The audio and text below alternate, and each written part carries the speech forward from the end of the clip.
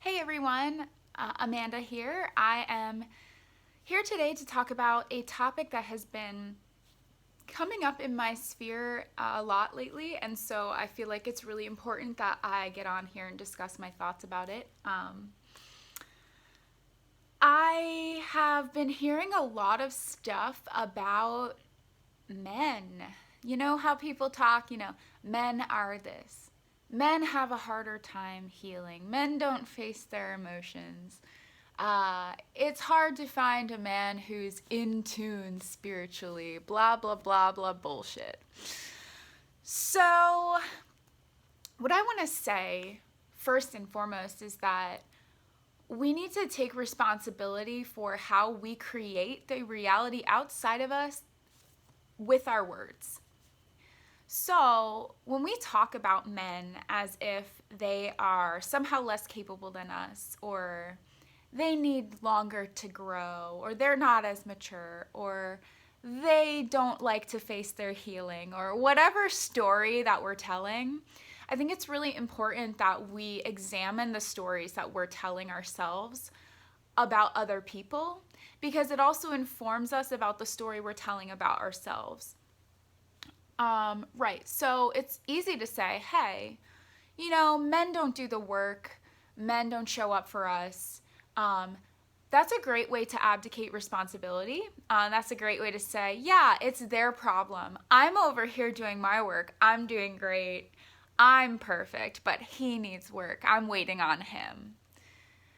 I just have to call that out every time I hear it because I have seen, and it's really neat because as this topic has come up in my sphere, I've had a lot of really wonderful men sit in front of me for readings at my job. And I have seen confirmed over and over again that there are a lot of spiritually awake men and they're really doing the work and they have these big, bright, beautiful souls just like we do, ladies.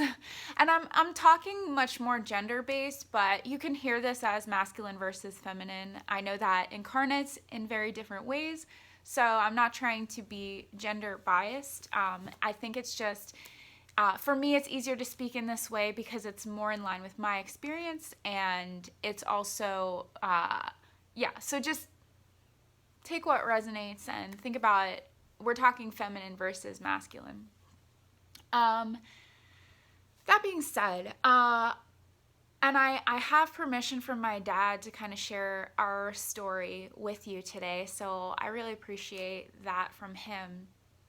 So, I'm going to share a little bit of background on my relationship with me and my dad so that you understand uh, some of where I get, for me, I've seen proof in my life that men can really show up and make massive change as soon as, and a lot of times, both people create this cycle. So when one person shifts out of a toxic cycle or a negative behavior pattern, it can cause really profound change in the way the interaction's going. And we can consciously catalyze each other's growth when we start realizing that it's actually within our power to shift the dynamics in our life. I hope that made sense. So what I want to say here, okay, so growing up, my dad was traditionally he was labeled as the screw up, the man who couldn't show up for his family. He lived with us, and my parents never separated or never were divorced or anything like that. But my dad would get fired from almost every job that he had, mostly because he couldn't keep his mouth shut. So he would basically self sabotage all of his jobs to the point where it turned out that he just was a stay at home dad. And a stay at home dad usually meant that he was in front of the TV asleep. and not really paying attention to what we were doing. And cooking was putting a frozen pizza in the oven and maybe making bagel bites in the toaster. But and he would take us to our activities and pick us up and things like that. But as far as really interaction and nurturing and being a parent, that didn't always happen. And like I said, I have permission from my dad to speak about this, and I'm going to be really honest because it's important. Also, I want you to hear that I have zero blame. I don't, blame my dad for how things happened or what went on, especially because of what we were able to talk about and discuss later. So, yeah, so that's kind of the picture of our family. Was my mom was totally overworked doing the job of mother and working a full-time job, owning her own business as a doctor. And so my mom was always stressed out, and my dad, from outside appearance, basically was lazy and wasn't doing anything and wasn't contributing to our family. What this created was basically a dynamic where my dad was the scapegoat for everything. So if money was tight, well, if your dad would just get a job.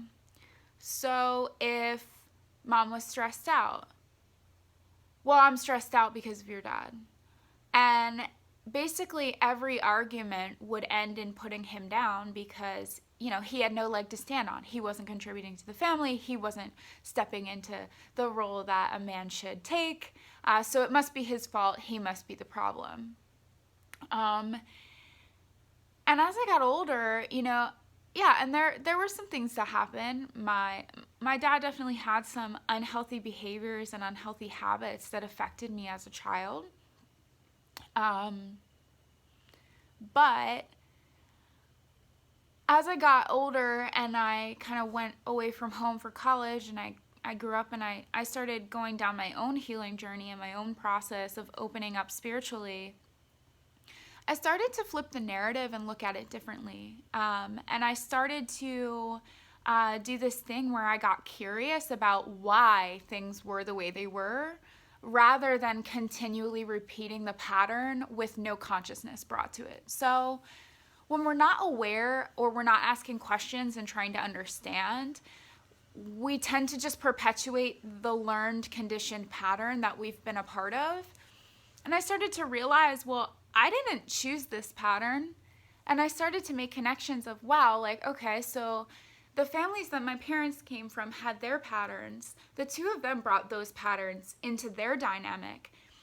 So if I don't like how this dynamic is going, do I have to participate in it in the same way as I always have?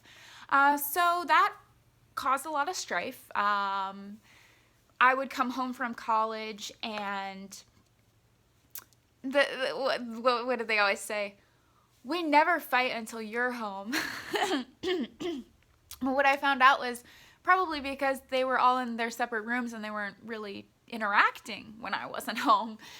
So when you're the person who starts to shift the dynamic, a lot of times it makes people uncomfortable, and it makes them, then the blame got shifted onto me. Well, it must be you because the way you're talking about things and making us face stuff is what's making this all, we were comfortable in our negative cycles. And we laugh about it now, but haha, it's a good time. So when I started to shift the way I interacted with my family and tried to, I shifted the narrative I was telling myself. And again, the story that I had perpetuated and believed my whole life was, well, my dad was a screw-up who couldn't show up for his family, and he's not a very good father. That was the story. And I started to really look at the situation differently, and I started to ask myself, well, I know that my dad loves me. Why, if somebody loved me, why would they be behaving in a way that's not loving? And you start to get curious and you start to say, well, there must be a reason. And usually when there's love, that when there's the energy of love present, but the behavior of love isn't happening, it's usually because there's some kind of wound or some way that somebody is protecting themselves from pain. So when you look at it from that viewpoint, you can start to bring some compassion into the situation and say, well, I'm not going to assume anymore that you tried to hurt me. I'm not going to assume anymore that you're a bad person. And what was really cool was my dad and I actually started to be able to have conversations about the past and about what happened. And we got to clear a lot of stuff that had been festering for 20 years in a relatively short time. So don't tell me the masculine can't show up. Don't tell me men can't hold space for this stuff. Are you giving them space to feel safe to share? And so what happened was, it started out really with my willingness to be open with my dad and discuss how certain things affected me and what it made me feel. But I had to be able to speak from a place from a non-accusatory place. That's what I'm going to say. I wasn't saying it in order to further wound him or get back at him for what he had done. I was saying it to say, this, from my perspective, is how it happened and how it affected me. And I always made sure to talk about it in a way that was like, I know your intention was never to hurt me. And because that is true of our dynamic. It may not be true in your situation, but my dad's intention was never to cause harm. And what I really have to commend my dad for was, once that container was open and we had that space to talk, the reason why we were able to heal was because the most important key thing that he did, and really was him stepping up as a parent, he did not try to defend his actions. He didn't try to explain why he did the things that hurt me. He didn't try to protect himself from hearing what I had to say. He took it in and really listened and said, I'm sorry that my behavior hurt you. And he really meant it. Look, and it doesn't change what happened, and it doesn't mean that what happened was right. But healing really happens when both people's defenses are down. And I think my dad did a really good job of that. And what was neat too was, then once we had that part cleared, once the apology was made, then I was able to ask him questions of like, Dad, I can see that you were really hurting. What was going on? And it kind of came out that he was in a really difficult space in his life and struggling with a lot of things, and no one was paying attention.